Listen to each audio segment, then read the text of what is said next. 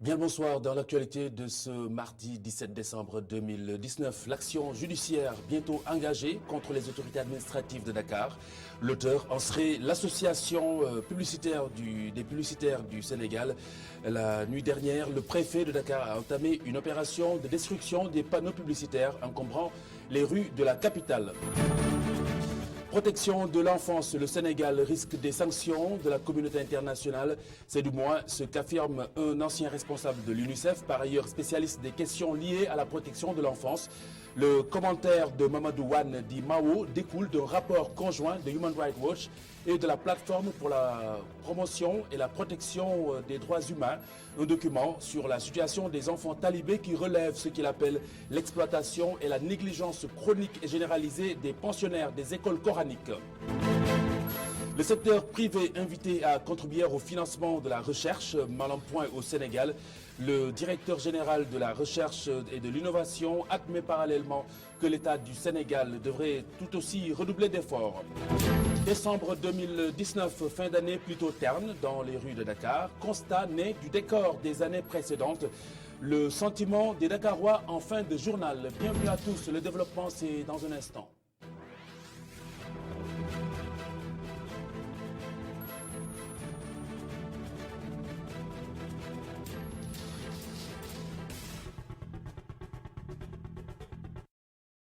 D'abord, l'opération de démolition des panneaux publicitaires dans les rues de la capitale la nuit dernière. L'association des professionnels des régies publicitaires du Sénégal entend essayer en justice contre les autorités administratives de Dakar. Le préfet de Dakar a entrepris en effet une opération de destruction des supports de réclame qui encombrent les rues de la capitale. Le président de l'association estime qu'ils ont été lésés, non sans préciser être ouverts au dialogue. Voici Abdoulaye Thiam au micro de Babacar Fall. On va faire ce que la loi nous donne. On va, par le biais de nos conseils juridiques, saisir qui de droit.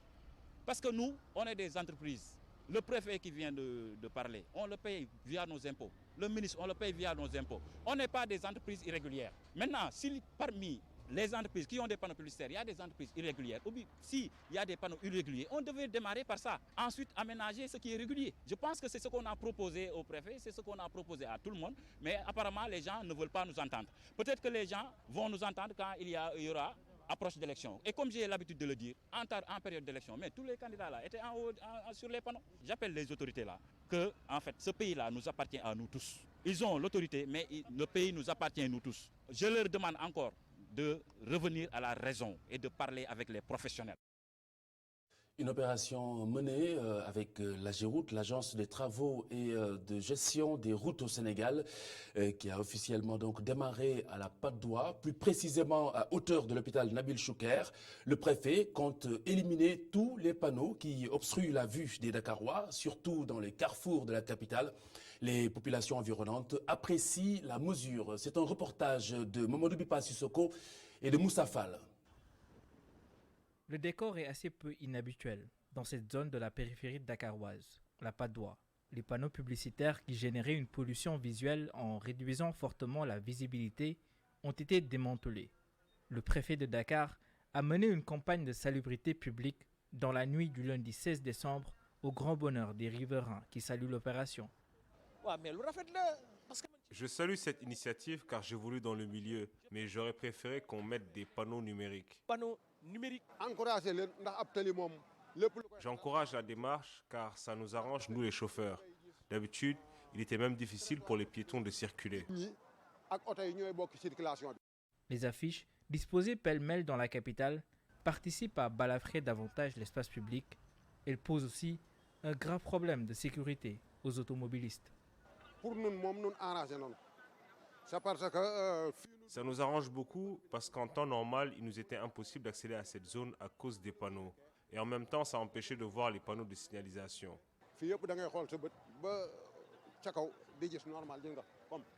Pour cet homme qui attend le bus, le démantèlement des affiches obéit à une autre motivation. Donc s'il paye correctement les impôts, donc qu'on verse aussi au niveau du trésor, je pense que le préfet ne va pas prendre cette décision. Quand vous êtes un agent publicitaire, il faut d'abord consulter la municipalité pour voir les chartes. mais toute cette anarchie est de leur faute. D'accord mais le lépp ci municipal bi la ñoom la neex. Cette opération de désencombrement entre dans le cadre d'un vaste programme qui vise à améliorer le cadre de vie, pourvu que le suivi soit assuré et qu'il ne soit pas un simple coup d'épée dans l'eau. Un petit regard dans le rétroviseur avec cette multiplication des panneaux publicitaires à Dakar qui semblait avoir échappé à tout contrôle sur la corniche par exemple. Sur près de 100 panneaux publicitaires, seuls moins de 10 sont autorisés par la mairie. Nous vous en parlions il y a quelques mois de cela. Barasso, Mofalfal et Maktar Nguer reviennent nous rafraîchir la mémoire. Regardez. Vous l'avez sans doute constaté. Ces panneaux publicitaires poussent dans la capitale comme des champignons. Pourtant, comme tout métier, la publicité est réglementée. Seul hic, au Sénégal, les textes datent de janvier 1983. Pour se mettre à la page, les acteurs du secteur travaillent sur un nouveau code de la publicité. C'est du moins ce qu'indique Ousseynou Dieng du ministère de la Communication. Vous savez, le dernier code de la publicité date de 1983. Et tout le monde est d'accord qu'entre-temps, beaucoup de choses se sont passées. C'est la raison pour laquelle, justement, nous réfléchissons sur un code de la publicité pour voir comment mettre ensemble tous les acteurs, que ce soit les médias, le ministère de la Santé, le ministère du Commerce, et bien sûr les collectivités territoriales, et tout ce qui touche la sécurité, et donc bien entendu tous les acteurs, justement, nous sommes en train de réfléchir sur la mise en place d'un nouveau code de la publicité. Commune de Fan.e Amitié, la multiplication des panneaux publicitaires révulse le maire. C'est une situation catastrophique, je pèse bien mes mots, parce qu'aujourd'hui, la situation des panneaux est devenue une situation insupportable. Parce que c'est au niveau des riches que les gens font une concurrence déloyale. Sur tous ces panneaux, sur la partie de la corniche, dans sa circonscription, seuls moins de 10% sont autorisés. Vous prenez la corniche. Si vous passez par la corniche, là, c'est vraiment la catastrophe. Et j'ai eu à le dire lors de cette réunion au niveau de la préfecture.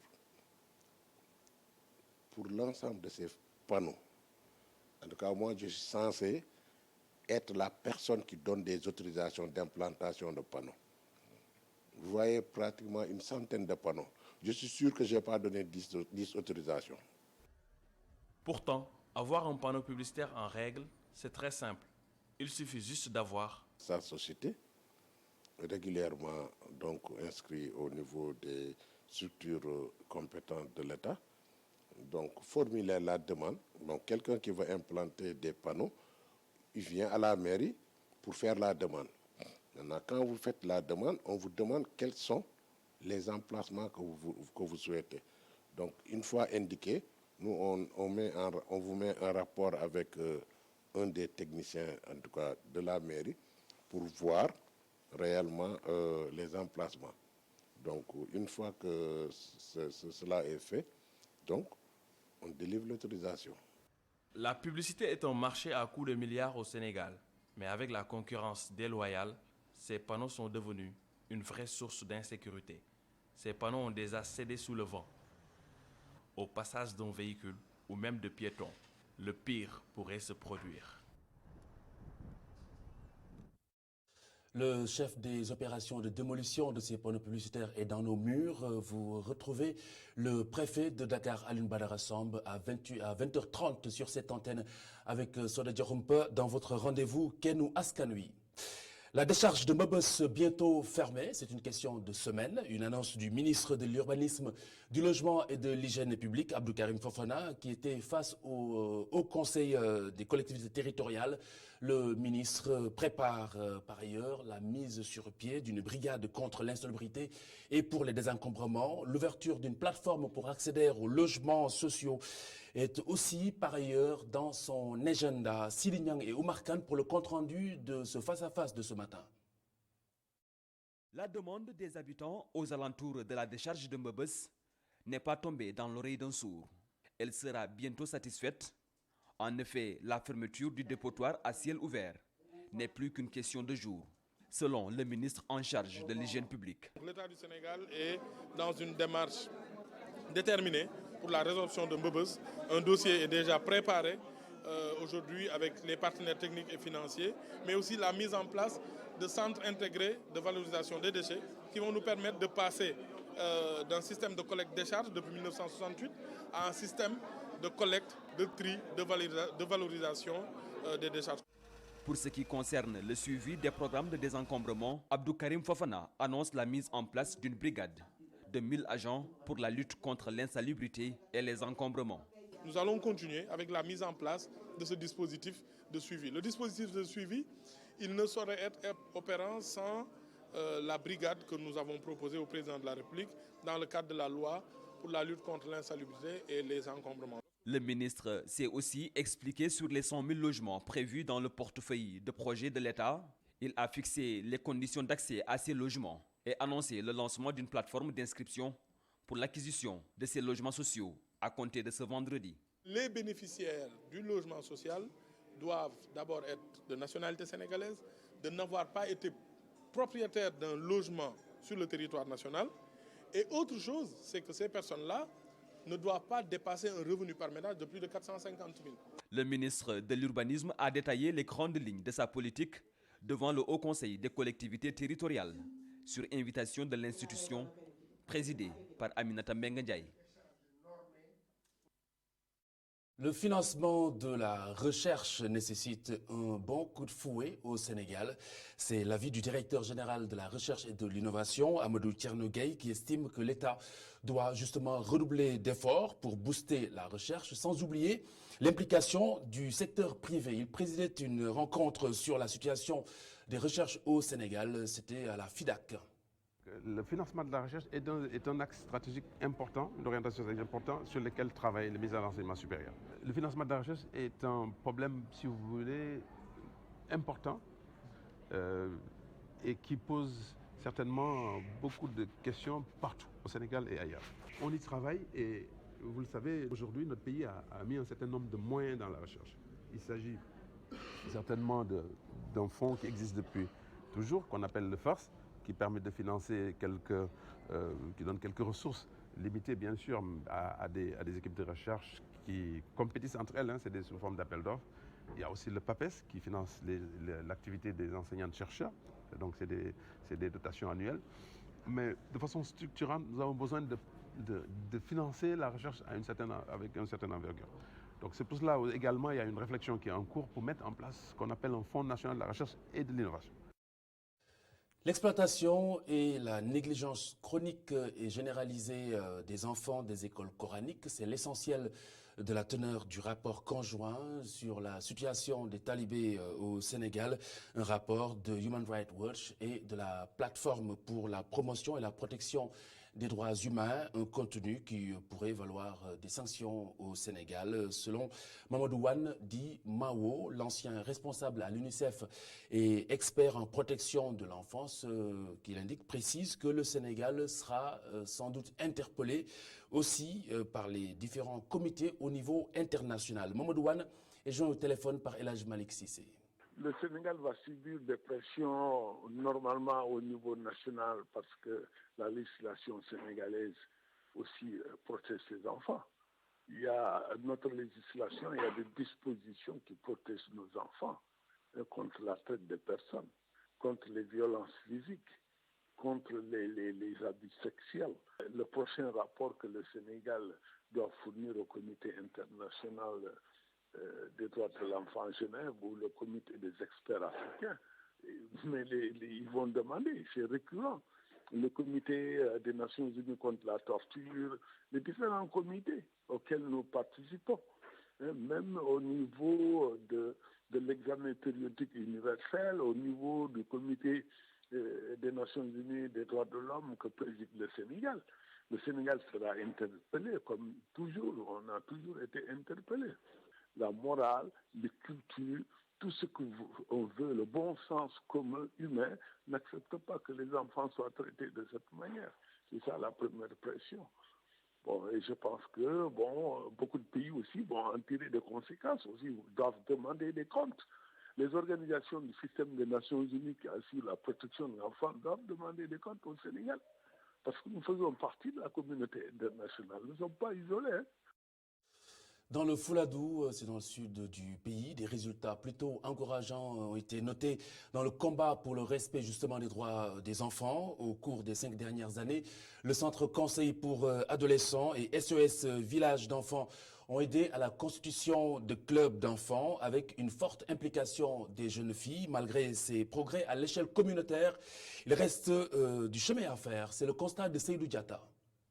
Une fois n'est pas coutume, ces enfants qui marchent à travers les artères de la commune exigent le respect de leurs droits souvent bafoués malgré les efforts consentis dans la sensibilisation. La commémoration du trentenaire de la Convention relative aux droits des enfants a servi de prétexte pour manifester leur engagement dans le combat pour l'éradication des violences faites à leur égard. Nous célébrons les 30 ans de la CDE, c'est-à-dire la Convention des droits de l'enfant, pour permettre aux parents de savoir que nous les enfants, nous avons des droits et ils ont le devoir de les respecter. Nous sommes des filles d'aujourd'hui, mais les mamans de demain et les leaders. Donc, nous nous battons uniquement pour nous, mais aussi pour nos jeunes sœurs qui vont naître plus tard. Et aujourd'hui, c'est la raison qui nous a poussés à faire une marche. Dans cette partie sud du pays, le combat pour le respect des droits des enfants est toujours d'actualité. L'innovation majeure aura été l'implication des enfants eux-mêmes dans la sphère des acteurs et la conjugaison des efforts entre le CEDEPS et SOS Village d'enfants à travers son programme PACOP. Les violences les plus récurrentes faites aux enfants ici dans la région de Kolda, c'est surtout les violences physiques et les violences sexuelles. Parce que nous voyons que beaucoup d'enfants sont violentés. Avec le club d'enfants de Sintian-Tunturo et les jeunes filles du centre conseil ado, nous faisons tout notre possible pour pouvoir éliminer les violences faites aux enfants et aux jeunes filles. Nous menons des activités un peu partout dans la région, comme des visites à domicile, des causeries, des mobilisations sociales, des forums, et comme cette marche que nous menons aujourd'hui pour pouvoir diminuer toute violence basée sur les enfants, sur les femmes et surtout sur les filles. Le renforcement de la dynamique organisationnelle à l'échelle communautaire à travers la mise en place des clubs d'enfants ou de jeunes filles a été d'un grand apport, car permettant de combattre le mal à la racine. Le ministre de la Jeunesse dénonce à ses yeux une crise des valeurs au Sénégal. Néné Fatoumata Tall qui prône des mesures urgentes justement pour faire face à l'autorité qui présidait un atelier ce matin sur l'éducation populaire et valeurs civiques. Il est revenu sur le tout nouveau système de pilotage de l'action publique dénommé budget-programme. Cette rencontre dont l'objectif consiste à faire une mise à niveau des agents du département constitue un moment privilégié d'échange centré sur les défis et les opportunités qui se présentent à nous. Le Sénégal reste confronté à une crise des valeurs, un déficit de civisme et un manque de discipline. Cela affecte toutes les couches de la population.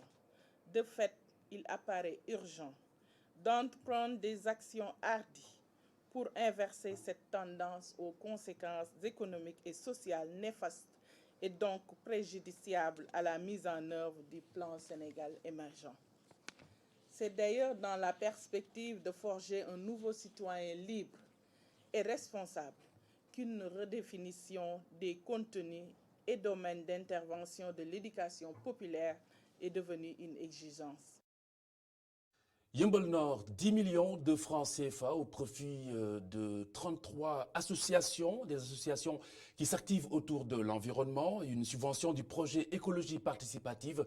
Objectif, verser la citoyenneté dans la gouvernance de l'environnement grâce à un processus inclusif d'élaboration des politiques. Abdou Khadre Diouf, Mamadou Lamine Fati, compte rendu. Badianou Gox, acteurs communautaires, associations de jeunes, de femmes, choisis pour bénéficier du projet d'harmonisation des dynamiques périurbaines pour une écologie participative dans la banlieue. Et on agit sur 3 axes. La première, c'est l'accompagnement à la société civile à travers des formations sur l'emploi vert, comme par exemple la formation en pépinière, mais aussi pour le renforcement des capacités comme la leadership et la communication. Deuxième volet, c'est le reboisement, sur le littoral nord. Et le troisième volet, c'est le renforcement des micro-entreprises vertes. Mais c'est important soit de les accompagner d'une façon financière, soit surtout de les suivre. Nous, d'ici 2 mois, on aura sur le terrain la convention qu'ils ont signée leur amène à respecter toutes les règles, voire acheter ce qu'on avait prévu, acheter les choses qu'ils ont identifiées comme besoin. Et nous, à travers 2 personnes qui sont sur le terrain tout le temps, on va les suivre. Au-delà du financement reçu, les acteurs communautaires ont bénéficié de formations leur permettant de mieux gérer leurs entreprises. Nous luttons contre la déforestation, nous luttons pour maintenir l'environnement vert. Ça peut nous servir à améliorer économiquement ce que nous faisons en quantité et en qualité. Les conditions de vie de la famille, à condition les revenus de vie de nos enfants, de nous-mêmes et d'autres mêmes. Venu présider la cérémonie, le maire de Yeumbeul Nord se félicite de l'initiative qui vient les accompagner dans leurs compétences. C'est un devoir quand même parce que, comme vous venez de le dire, l'environnement est une compétence transférée. Quelque part, je peux dire que c'est un peu le parent pauvre parce que la demande est toujours supérieure à l'offre, à la disponibilité que nous avons. Parce qu'il y a toujours une forte demande dans le cadre du cadre de vie, d'aménagement paysager. Il y a également dans d'autres secteurs où ça demande énormément de financement. Donc si des partenaires financiers et techniques viennent s'y mettre, je crois que nous sommes partis pour pouvoir régler quand même le problème à un pourcentage assez élevé. Plus de 10 millions de francs CFA. C'est la subvention mise à la disposition de 120 organisations. Une opportunité pour ces associations de partager leurs bonnes pratiques écologiques. Le collectif Nyolank traduisait « Nous refusons » dans les rues ce vendredi. Ses membres comptent envahir la place de l'Indépendance à quelques encablures du Palais de la République. Ils ont déjà saisi l'autorité compétente, Nyolank, qui lutte contre la hausse du prix de l'électricité et la libération de Guy Marius Sagna et compagnie. Le collectif demande également l'audit de la Société nationale d'électricité, la Sénélec. Alioune Sané en est le coordonnateur. Écoutez-le avec Migui Maram. Nous appelons les Sénégalaises et les Sénégalais à rester vigilants et mobilisés jusqu'à la satisfaction de nos revendications, à savoir le retrait pur et simple de la mesure d'augmentation du prix de l'électricité et la libération immédiate et sans condition des camarades qui ont marché pour exprimer leur opposition à cette décision scélérate. La mobilisation va monter d'un cran ce vendredi 20 décembre 2019 à travers un rassemblement pacifique plus massif que la marche mémorable du 13 décembre 2019. En effet, le collectif Nyolank a satisfait toutes les formalités relatives à une lettre d'information pour une manifestation pacifique le vendredi 20 décembre 2019 à partir de 15 h. Il s'agit d'un rassemblement citoyen à la place de l'Indépendance. Nous reparlons du budget programme qui, pour être efficace, doit s'appuyer sur une bonne gestion des besoins des ressources humaines. C'est plutôt une conviction du directeur des ressources humaines du ministère des Finances et du Budget, Bassirou Soumaré, qui suspend la réussite justement de cette démarche au sens des priorités. Il s'exprimait en marge d'un panel organisé par le ministère des Finances et du Budget dans le cadre de la Foire internationale de Dakar. Dans la budgétisation, nous avons 3 rubriques importantes. Le budget ressources humaines. Et dans la plupart des organisations, de manière générale, surtout au niveau de l'État, vous l'avez entendu, la masse salariale représente une part importante du budget de l'État. Donc ça veut dire que quelque part, il faut savoir bien planifier, savoir bien mesurer les effectifs, savoir bien paramétrer les effectifs pour pouvoir bien les budgétiser la masse salariale. Mais aussi maîtriser l'enjeu, c'est l'évolution de la masse salariale, l'évolution des effectifs. Tout ça, c'est les ressources humaines qui fournissent les outils.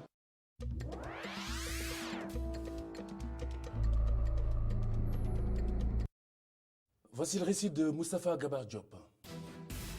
Abdelmajid Tebboune, le président algérien élu au premier tour de la présidentielle du 12 décembre, prendra ses fonctions ce jeudi après avoir prêté serment, a-t-on appris mardi auprès de la présidence. Tebboune, 74 ans, a recueilli 58,13% des voix selon les résultats définitifs proclamés lundi. Il succède ainsi à Abdelaziz Bouteflika, contraint à la démission en avril après 20 ans à la tête de l'État par le Irak, un mouvement de contestation populaire massif du régime. Au lendemain de son élection, il a tendu la main au Irak et lui a proposé un dialogue afin de bâtir une Algérie nouvelle pour mettre fin à la crise politique. Mais dès vendredi, et une nouvelle fois mardi, une foule nombreuse a conspué le chef de l'État fraîchement élu, réaffirmant que le Irak se poursuivrait. Beyrouth, théâtre d'une nouvelle soirée d'affrontement lundi, en réponse au deuxième report des consultations parlementaires en vue de désigner un nouveau Premier ministre. Le Liban vit depuis 2 mois au rythme d'un mouvement de contestation contre l'ensemble de la classe dirigeante accusée de corruption et d'incompétence ayant entraîné la démission dès le 29 octobre du Premier ministre Saad Hariri. Mais les tractations entre les partis au pouvoir traînent depuis, aux grandes dames des protestataires, et alors que la situation socio-économique se dégrade dans ce pays déjà lourdement endetté et dont environ le tiers de la population vit sous le seuil de pauvreté. L'une des raisons du report est la réticence de certains blocs politiques, notamment les 2 principales formations chrétiennes au pouvoir, à reconduire Saad Hariri. Les contestataires réclament inlassablement un cabinet composé exclusivement de technocrates et de personnalités indépendantes des partis traditionnels, chapeautés par des chefs communautaires. Ils refusent aussi la reconduction de Saad Hariri à son poste. L'armée de l'air nigériane a bombardé le week-end dernier dans l'état de Borno, au nord, une position de l'État islamique d'Afrique de l'Ouest, tuant ainsi de nombreux éléments de ce groupe terroriste dissident de Boko Haram. L'opération a été exécutée le 14 décembre à la suite de rapports de renseignements crédibles indiquant que certains des dirigeants de l'organisation s'étaient réunis pour une réunion dans l'un des 2 bâtiments, a indiqué dans un communiqué rendu public lundi le directeur des relations publiques et de l'information au sein de l'armée de l'air nigériane. S'il n'a pas immédiatement donné d'autres détails comme le nombre de morts, l'officier a toutefois ajouté que ces bombardements ont gommé ces éléments et leurs responsables. Destinée à appuyer les forces terrestres, cette opération est intervenue 3 jours après qu'une quinzaine de miliciens pro-gouvernement ont perdu la vie dans une attaque revendiquée par les djihadistes. Le conflit du nord-est du Nigeria entre l'armée et les groupes djihadistes a fait au moins 35 000 morts depuis 2009 et plus de 2 millions de déplacés.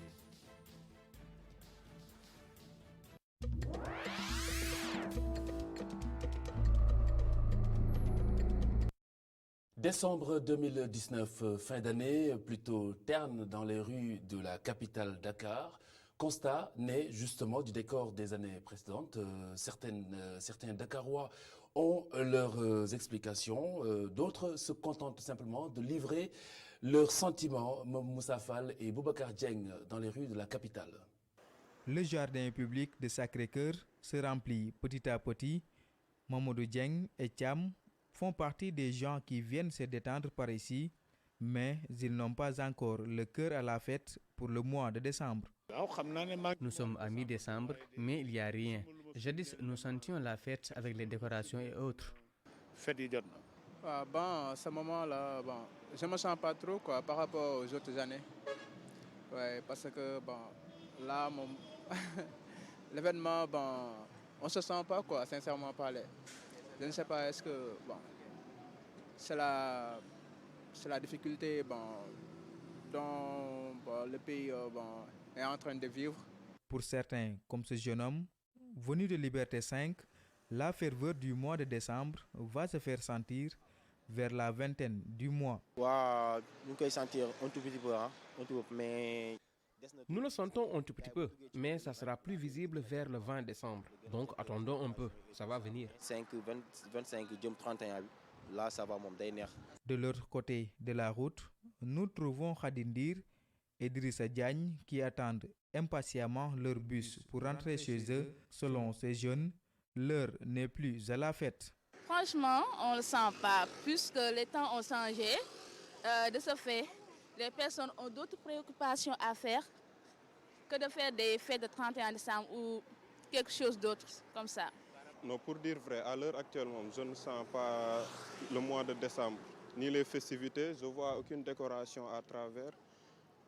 Ici, dans cette allée-là, Je ne vois pas de décoration, je ne vois rien du tout qui me dit que nous sommes plein mois de décembre. À l'instar du jardin public de Sacré-Cœur, beaucoup de lieux publics qui étaient jadis décorés en cette période de décembre donnent mauvaise mine. Selon nos interlocuteurs, la conjoncture économique est passée par là.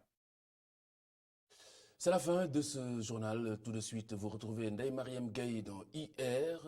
Et puis, juste après, Achille Mbembe nous inspire avec le professeur Eladj Sangué Diouf. 20h30, Sode Diakhoumpa dans Keno Askanui avec le préfet de Dakar, Alioune Badara Samb, qui nous livrera les tenants et les aboutissants de cette opération de démolition des panneaux publicitaires dans les rues de la capitale. Opération démarrée hier, donc dans la nuit de lundi à mardi par la patte d'oie. Bonne soirée sur ITV. Au revoir.